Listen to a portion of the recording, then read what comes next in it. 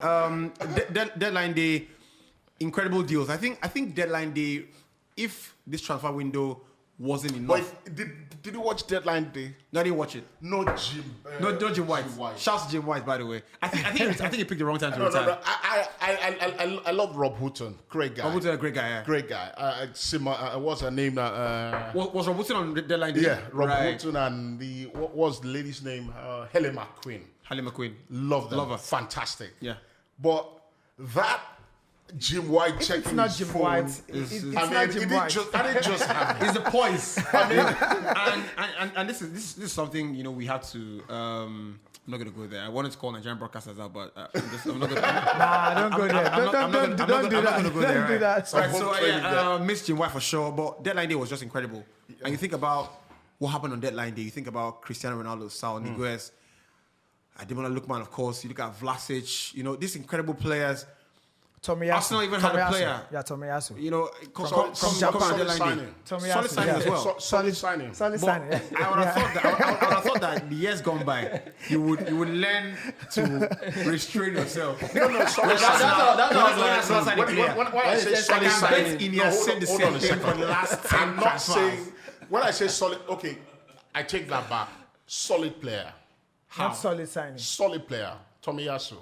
Go and check his number. Hold on a second. I'm not saying he's going to come and do it for Arsenal. Okay. I'm talking about the player. Okay. I'm sorry, I watch the Serie A lot. And Bologna is one of the teams I follow. Great side. And when I see a fullback, and by the way, he can play centre back as well. Right. Sure. And I see a centre back who can keep the ball and swing the ball with his left and his right foot, 60 yards pass. I love him. And he's someone, hold on. He's someone who can clatter people, who's going to go into 50-50s. Okay. I love it. He's not someone, he's a Japanese. I saw something on Twitter. They asked him, what are you promising the Arsenal fans? He said, I'm promising the Arsenal fans I'll give everything.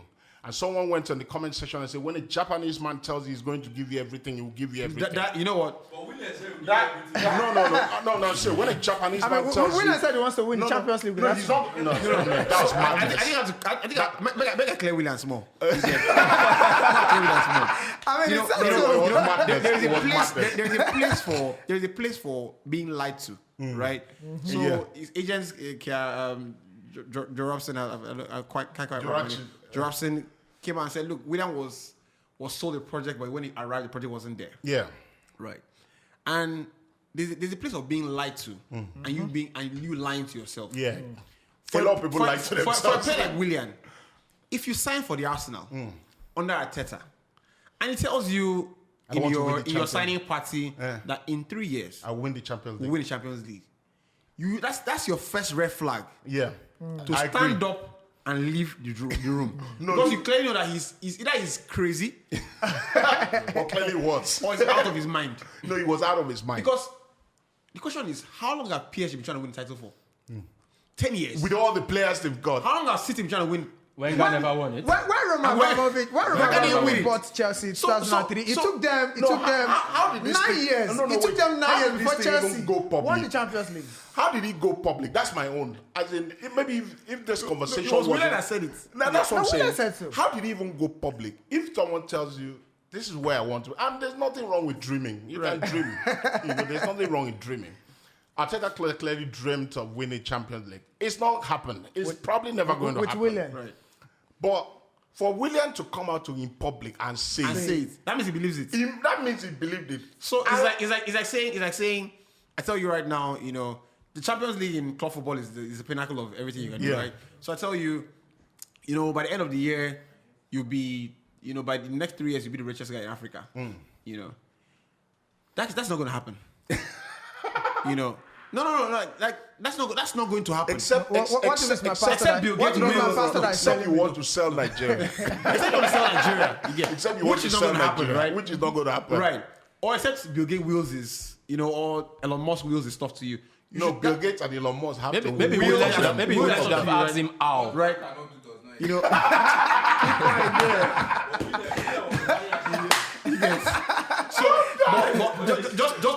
to wrap this up.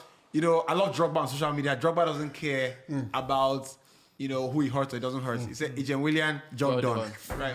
Just like Louis and Czech. Just before we leave the deadline, thank God that this transfer deadline, we don't have a player like Osaze or Derwin driving himself to the club. Any Arsenal coach or member of board, director of sports, any Arsenal person that goes to sign a Chelsea rejected game, Ogugo kill him. Anybody. So, full disclosure, he doesn't swear on the show. He doesn't swear on the show. He doesn't swear when the cameras are not on either. Chelsea don't want a player, and Arsenal want to go and sign it. Ogugo kill that So person. how are you don't want Lukaku now? Eh? You don't want Lukaku. I didn't mad not to want Lukaku. Lukaku should be saying, I don't want you. Right. So, I mean, you want to talk about Chelsea. So let's talk about Chelsea's incredible business model. I've talked about this on the radio with you a couple of times. What an incredible business model. So you sold Tammy Abraham, £30 million. You sold Konzuma, £35 million. Wow. Incredible. Fikayo Tomori. You sold... Fikayo went for 20-something million. What's his name? Zapacosta, £9 million. There's a guy, Ike... I think a massive primary also. There's a guy called Ike Obo. This is what killed me. Victor Moses was sold for £5 million. 5 million. In this same summer. That's incredible business. And if you look at net spend for a lot of clubs, Chelsea are way, way down as far as net spend goes. I think that you can clearly say, if you're talking about winners of the transfer market, Chelsea are head and shoulders above every single team. Definitely. Financial prudence, spot on. Player acquisition, spot on. This is the part I love the most. The speed in acquisition. When Chelsea announced, the day you hear Chelsea are in for Messi, the deal is done in 10 days. Yeah. Before PSG now come with a bag of money, they are tied the deal and announced it. Let's not fuck around. Or before you hear here we go. Yeah, before you hear where we go, they're done. They've done the deal. And this is probably a bad side because it's a guy, a friend of mine, what's his name now? Diego Kingston. You probably would have loved this part because this is where you have to give a lot of credit to the lady at Marina. Chelsea. Marina Garnskaya.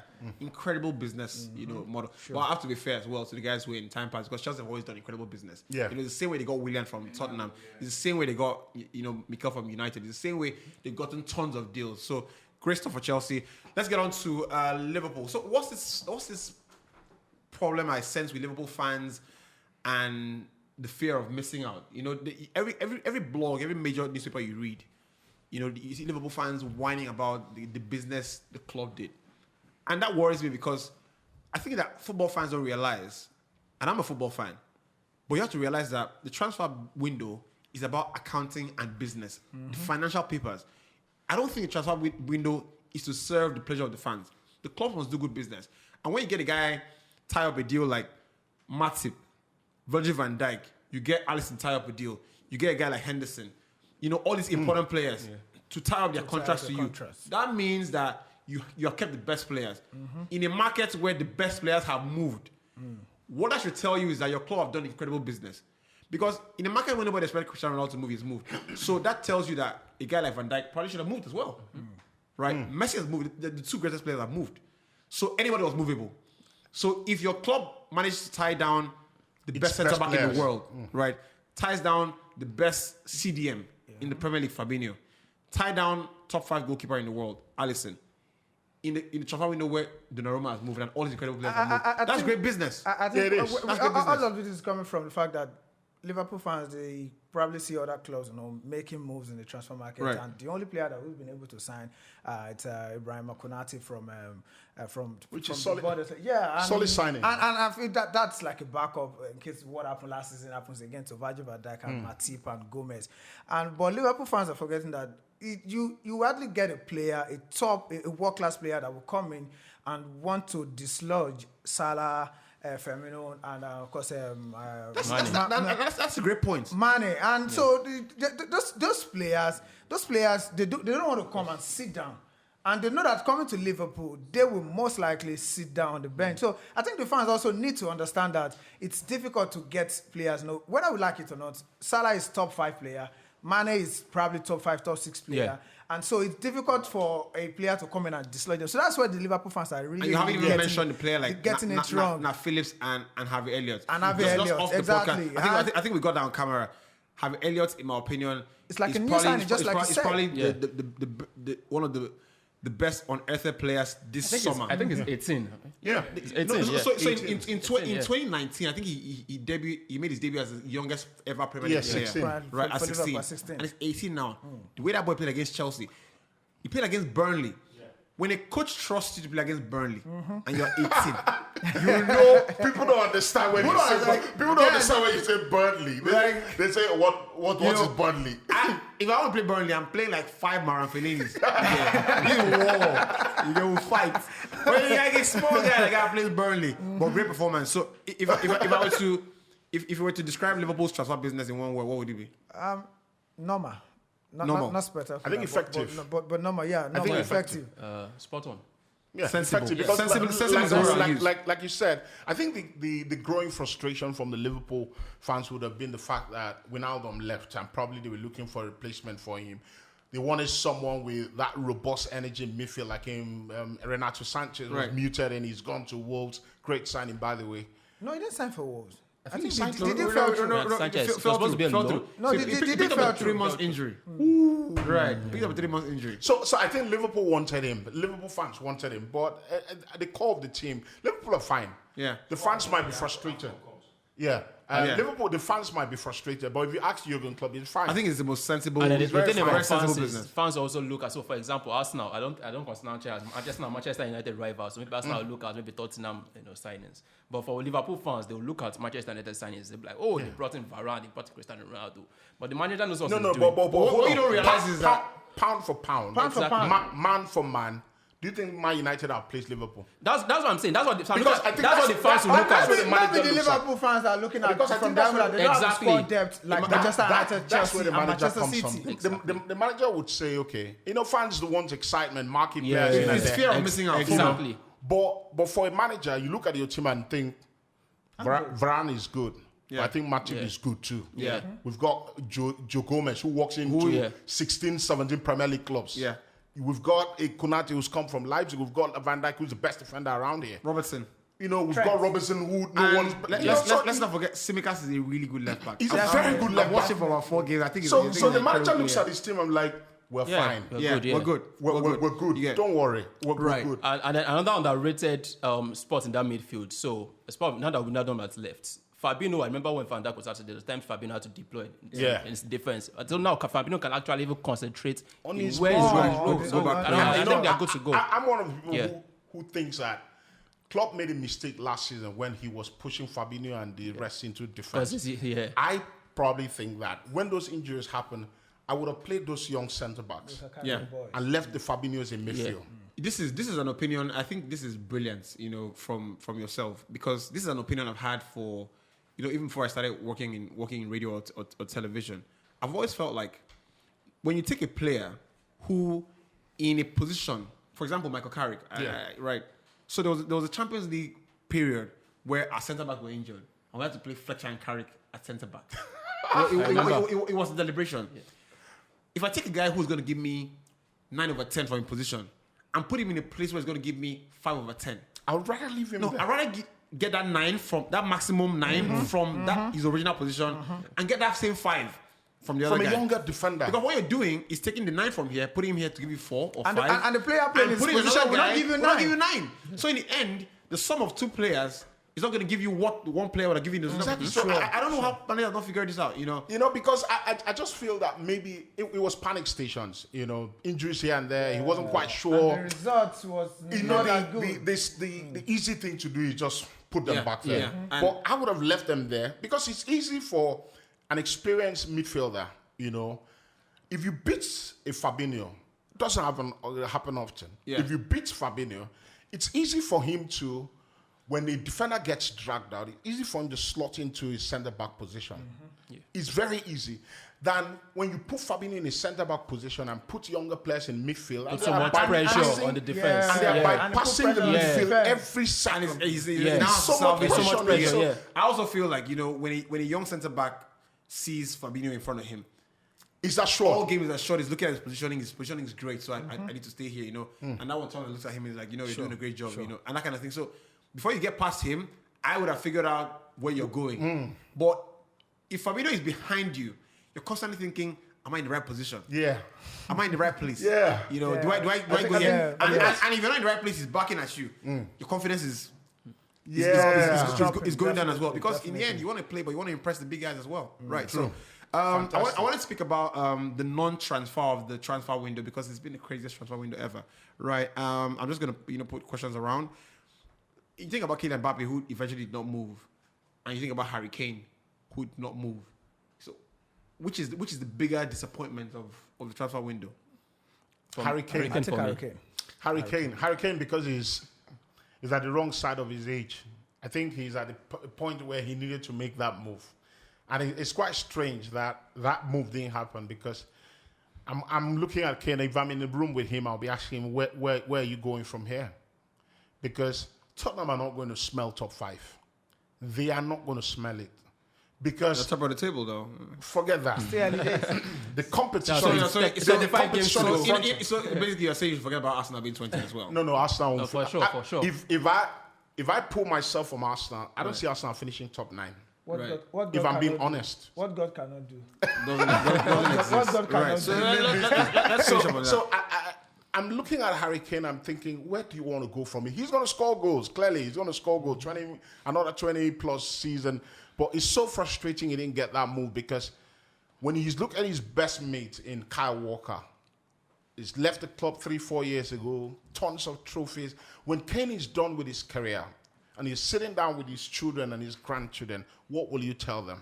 So you don't think he moves in January or something like that? I don't think he moves. I in the don't summer. think he will move in general. I don't think I Right. feel So that's that for. I literally didn't want to spend a lot of time on Kane. So sorry, we have to move on to another thing. I wanted to ask you, Tope, when you think about, we just spoke about Liverpool and how keeping players is important, and who wins and who doesn't win the transfer window is subjective. But I think PSG have had the greatest transfer window of all time, and they probably would hold that record for a long time. It's not relevant; it doesn't win you trophies. But when you And the fact that they didn't spend quite a lot of money. Right. I think £64 million net spend. When you bring in players like Messi, Donnarumma, Sergio Ramos, Ronaldo, all these top players, Hakimi, that's one thing. But when you're able to hold on to a guy like Kylian Mbappe, and not just holding on to him, telling Real Madrid, keep your £200 million. We're not going to take it. Madness. We know we're going to lose it for free. Madness. It has to be the greatest thing ever because they know for Dear sure. me. Yeah. They know they're not going to convince him to sign another year. But they're going to say, you know what? We don't want the money. We want a Champions League title. This guy gives us a chance to win that Champions League title. Yeah. That's great. I watched the bidding war. It was interesting because I think they started from about 100 million, 120 Yeah, million, yeah. and then they kept going up to they cost about 200 million euros. And there was something I can't remember his name now. I think one of the officials for PSG basically what he came Leonardo. out, what he basically came out to say was, we've told you our amounts. If you can't match up to that, Forget take your it. money and forget it. Give them basically the middle finger, And then I watched Madrid. Madrid strike me as this. They acted like they were broke before, And then the last minute, they started throwing money at someone. And the thing about PSG is, PSG, of course, they're backed by good owners, right? So PSG have done a good business. They have Messi now. They have Neymar. I think they still have Icardi, right? I don't know whether that one's going to, but I mean, the squad depth is really, really good now. So looking at PSG, the money is there, fine. If a team like, let's say, let's not even say Madrid, let's say it was maybe Manchester United that come from Mbappe, I don't think they would have still sold that guy because they know that key. And I remember the last match, he scored 2 goals. if they didn't sell him to Real Madrid, I mean, Yeah, no so disrespect to the Manchester other United, stars. but So I think in the last match he scored 2 goals, and Mbappe has this aura about him. For a young guy, he has this. I don't know if I'll call it arrogance, but this kind of good arrogance about him. Yeah. That's what I think. That's he what knows he's Rashford tries good. to be, No, but he knows it's not. he's good, Yeah, and of course he showed. he has this arrogance about him. In all fairness, I love Rashford. But I can see what you're saying. That's what Like, Rashford I tries can to also see. be. So But So they're not the value. Mbappe is, when I watch Mbappe is about 22, and for me, I think is one of the youngest players I've seen in a very long, one of the best young players I've seen in a long time. who has a better mentality, Mbappe or Haaland? Or Haaland. Mbappe has done it for a longer time, and on the bigger stage. I think why we're not paying attention to the mentality of Haaland is because probably still plays with Borussia Dortmund. You're not paying attention? No, I am. why you're asking the question is because he still plays for Borussia Dortmund. When he moves to a bigger club than Borussia I understand what Dortmund, he's saying, because definitely. You want to see him with bigger players around Yeah. him. Because what you're saying with Mbappe, for Mbappe, because he will makes it see very it's not good. like- So you Mbappe ask that question. has done it on the bigger stage. Right? No, Mbappe has so won the World I Cup. think that it's easier to show a big mentality at big stage. But to No, fail, it's not. Yeah, some players will fail at that stage. No, ask Rashford. I mean, hold on no. a second, right? Hear me out, right? No, don't talk about Martial, please. Please. I'm a Martial fan, but let's not bring him Please, in. don't talk about You don't Martial. get sense. Oh, I was a Martial fan. If you're Kylian Mbappe, right? Yeah. You've I mean Kylian Mbappe is an exceptional talent. You've done it at the World Cup and all that stuff, with top players. The French team, not to take anything away from what he has and what he brings to the team, but in the end you have to realize that he's surrounded by a galaxy of stars. Yeah. Right? If you can say, look, if I have a bad game, I can feign mentality. I can say, look, I'm the biggest player here, all that kind of stuff. Because I know that in the end the team will carry itself regardless, This, so for example, right? If you come on the pod and I say, look, this is the best podcast. I'm not talking about myself. Like he's here. I'm luckily Rufai and all these great guys are here. If I have a bad show, these guys will carry me. Okay. In a small team, you're the guy. I'm a monster here. If I don't have a good game, I mean, all these guys are wasters. They won't have a good game. So Sure. I think that Mbappe and Haaland, great top mentality. But if you ask me, press me for it, Haaland's mentality is next level. And he had that same mentality when he was at Salzburg. I saw an interview with him at the World Cup. I think on the 17 World Cup or on the 20 Where World he scored Cup. He scored 9 goals. And the reporter asked him a question. You missed a couple of chances as well. He was so pissed. And I was like, who the heck is this kid? You scored 9 goals. I actually like him. And he was pissed. That's Cristiano He was Ronaldo's mentality. analyzing the goals he scored in the flash interview. That's incredible. I think so. For I a mean, young if you, player. yeah, But for a young player. I remember someone said sometime on Twitter that he talks like a Terminator, like he talks like a robot, like he was built in a like in a Yeah, I lab, think and he does- it's just all about goals. he doesn't like So interviews as well. that's lead down for Bleacher Reports. So, but I think so. Rumors here and there are saying Manchester United would go for him next year. Nah, I don't think he wants He's to on the play for Bayern Manchester Munich. United. Maybe when Cavani where leaves. this So transfer maybe window- in a bigger club you might see. Right. Good thing you just talked about this because this transfer window would have been a movie, literally. So when Real Madrid put a bid for Mbappe and he went up to 180 million euros, the next story that followed up was that PSG are lining up Haaland as a replacement. I was like, how? What is happening? What kind of that would have been all the best players in the world moving in the same transfer window. transfer window. Like that's literally Balewa. the only legal human trafficking you find. Like legal human trafficking. But honestly, I knew Kylian Mbappe was not going to leave Paris Saint-Germain. I knew he was not going to his leave. brother. I wasn't I was sure. I because- wasn't sure because You know- usually, right? you know- Usually, That's the way usually, that's the way you talk. Is it not easy to say it? No. You know what I Why wasn't did you sure? say last week? You know I wasn't sure yet because usually when Real Madrid come for you, No, why I was sure he was not going it's to leave was dicey. you should look at the body dicey. language from Paris Saint-Germain. It was clear that we won't allow you guys bully us. You are a big team. Yeah, we know you're bigger than us, Right. but we have money. We don't need that money that you're offering us. We're ready to keep this guy. Mbappe has been telling them for over 2 years now that he's not going to sign a contract extension. So But the guy get So money. they've always been hammering on the fact that he gave them 45 million euros a He year. gave them the word that he was not going to leave on a free transfer. But we knew that's So gonna this happen. is He was where gonna I have to. I've seen the last 3 days. I've seen Edison sign a new deal with Man City. I've seen Ruben Diaz sign a deal to 2027. It is sweet now. He is sweet, David. I don't want to hear that. They don't want to let me go. So now you're signing a deal now 7 years. 6 years a deal. They'll No, give you- I tell you, City will win. no. So those players. No, that's not the problem. Ruben Diaz, remember this analysis, Iberian speaking players, Portuguese players. When They always Real want- Madrid come now, what I'm saying? Man City are wicked. Now they Signing 5-year contract. that's why I said the Mbappe thing was I didn't know it could go here, it could have gone here or there because once Real Madrid come for you, even if the player has a 10-year contract, once he hears Real Madrid, this is a once in a lifetime opportunity. Yes, But what It I starts, want you to understand is that so that's what I was. But those Mbappe, Arab credit to guys, Mbappe. Those Arab guys, they are ready to stand their ground that we won't allow you guys use money to bully us. Yeah, there but are that's a certain offer statement. you make to a particular club that let's take this money from Right. these guys, but those guys don't need the money. They don't need the money. They can afford to keep the player The thing work on the is, free. you speak about them in an individualistic way. Okay. They have to need the money because they run a football club. Football clubs fundamentally need money, right? And But what they've done now is a statement to say we don't need the money. oh yeah, the money. for sure. But that's for sure. exactly But what they've done. Because no, 198 because million pounds. they've been lucky to get the players they got on a free. You can't get those players.